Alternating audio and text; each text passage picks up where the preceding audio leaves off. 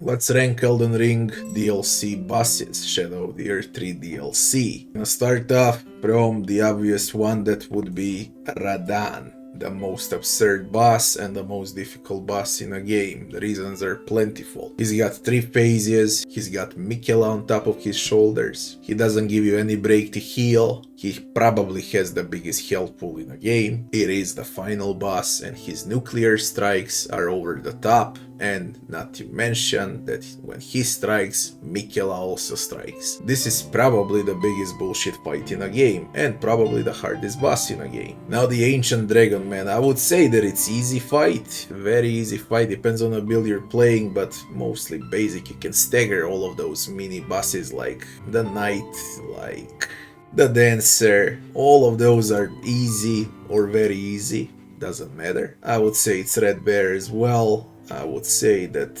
it's all of these that look like ghosts. I would say they go with easy, very easy. Now Lamenter, I would say it's average difficulty because of the multi-spawns. Now we can go to the very difficult bosses. I believe Commander Gaius is a very difficult boss. It depends whether you fight him on horse or not. For some builds it could be easy, but most people will have a lot of problems with him because he hits hard, very hard. Also, one of the best bosses, if not the best boss, would be Mesmer the Impaler. With all of his multi-combo strikes and his different phases and so on, he belongs to the very difficult, and I would say that this is the boss that I like the most.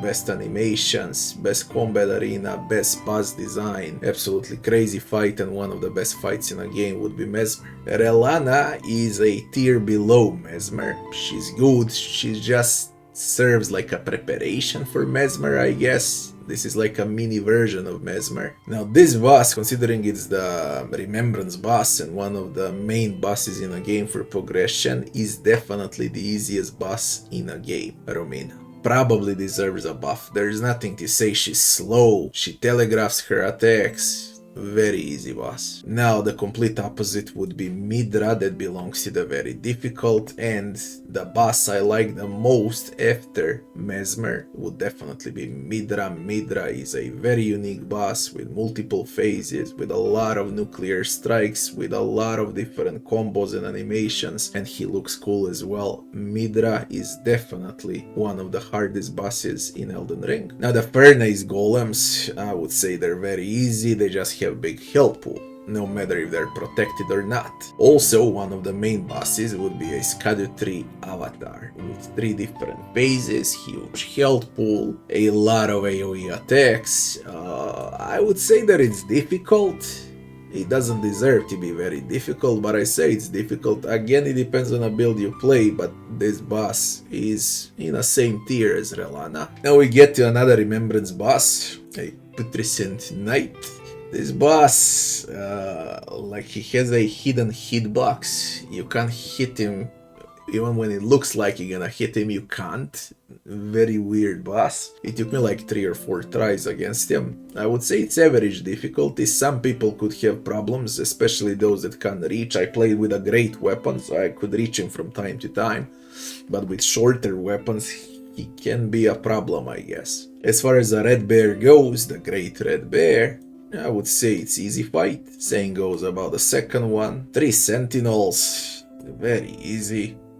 Or easy, very easy, that's very easy. With both 3 Sentinels, they're very easy right now in a DLC, especially when you fight them on a horse. Now, one of the Remembrance bosses, Meteor, Mother of Fingers, is very disappointing, so I would say she belongs to the easy, even though she is a Remembrance boss. Again, this is a very slow boss, slightly better than Romina. Bale the Dread, one of the 1000 dragons in a game, I would say it's easy fight, because again, it telegraphs attacks, you can dodge most of the attacks with a simple roll. It's really not a hard fight. There is a huge health pool, so maybe because of that I could put it on average difficulty. Count Emir is a complete joke, and he comes after the Meteor. Death Knight, I would say that it's easy. Curse Blade, Elaborate, it's easy. Chief Bloodfiend, I would say it's very easy. Black Knight Geryu is easy. Black Knight Edred is easy. They use same patterns basically, so as long as you stagger them, you're good to go. Now the bird comes again,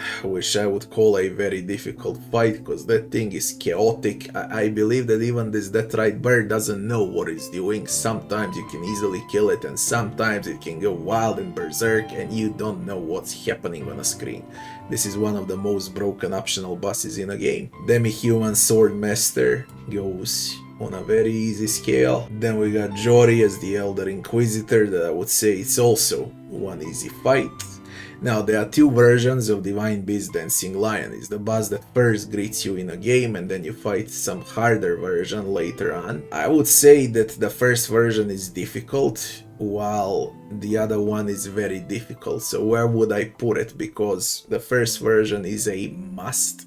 Second version is optional, we're gonna put it in difficult, but the second version is definitely very difficult and one of the top 5 hardest fights in a game. There is a Falling Star that belongs to one of the easiest bosses in a game, Queen Mariga that belongs to very easy, and a Death Knight version 2 that belongs to easy fight. And at the end we got Golden Hippo that guards the gates to the Shadow Keep, where Mesmer is. He is like a preparation, a surprise boss. Golden Hippo is chaotic.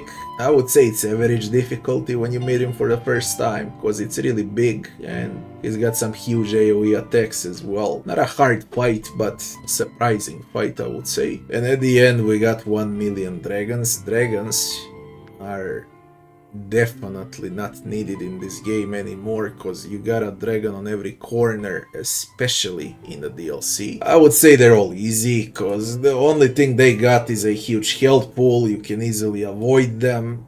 All of the dragons belong to the very easy tier. So what is this DLC brought to us? It brought the most absurd boss in a Souls-like history, as well as one of the most unique bosses if we speak about all Souls-likes combined.